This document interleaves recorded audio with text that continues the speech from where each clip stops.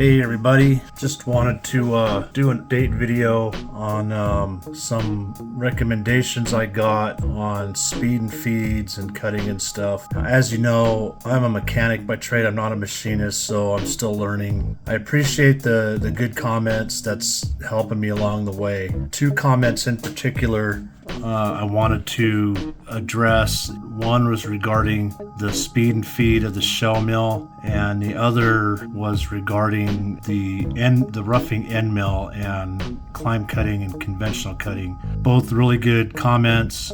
I'll read the comments to you, and I've got a test piece set up in the mill. Not this is from my last video. I figured we'd do a couple tests because the last time I was machining something, I had the speed higher, but I burned up all my tips. Replacing all those tips on that shell mill was not cheap. So I want to readdress this because I was thinking there are probably some reasons why that happened. Like I said, I got another piece of work mounted in the mill, and I'm going to up the speed, probably up the feed just a little bit. We'll do a one pass with the shell mill. We're going to change over to the roughing mill, and we're going to do some passes with that in regards to climb cutting and conventional cutting. So this was one of the comments: for very light cuts using carbide inserted tools, double the speed and feed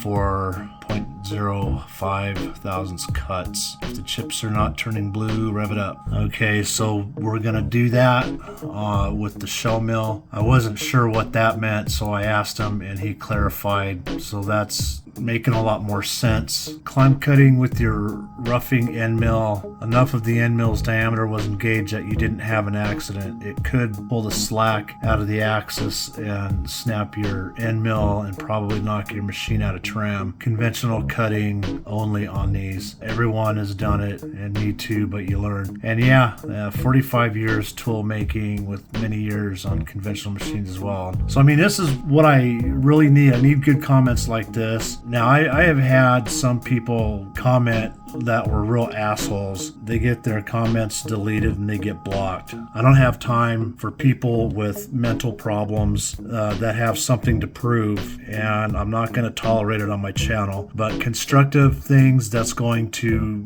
help me along the way, I'm going to take very seriously. So I take both these comments seriously. I'm glad that that was Martin P. that left that one, and Charlie McKay that left the other one. We're going to go out into the shop and we're going to go ahead and do a little bit of experimenting and see what the results are. And again, it's just a test. It's not to prove anybody right or wrong. I'm just trying to learn myself, because honestly, as far as the feed and speeds go, that's like witchcraft to me. I have no idea what kind of black magic we're dealing with here. I'd like to learn it. The climb milling and conventional seems a little more straightforward. I did watch some videos on that, and I think I got it. There's still a difference of opinion. Some people are saying, yeah, you can do it. Other people are saying, no, you can't. I think, it's a good idea to err on the side of caution, but I would say that roughing mill that I was using in this video, that one there, and I was climb cutting in that one,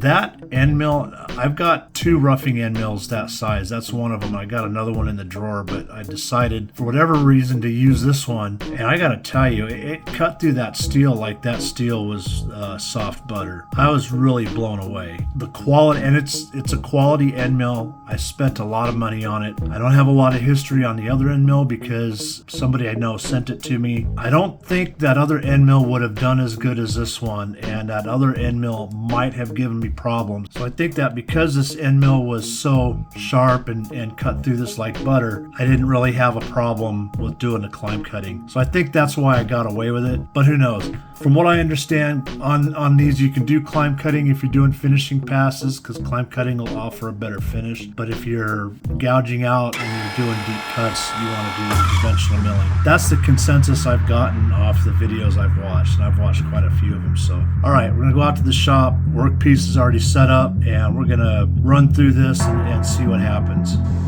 So that's the cutters on the shell mill. Let's fire it up and see what happens.